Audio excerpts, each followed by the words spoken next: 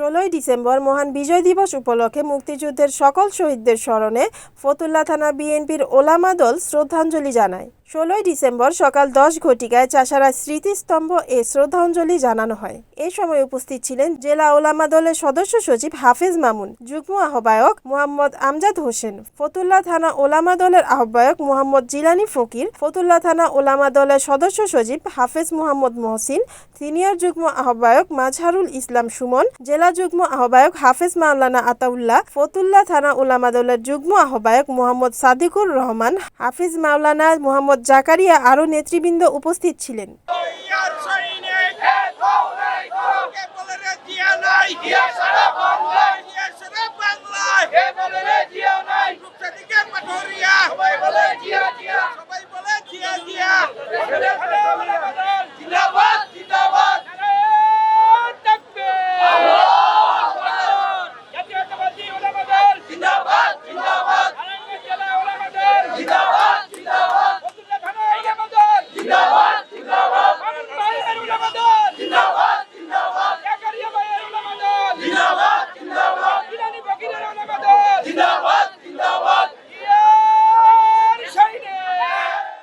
Report Suman Islam, NN TV, Narayanganj.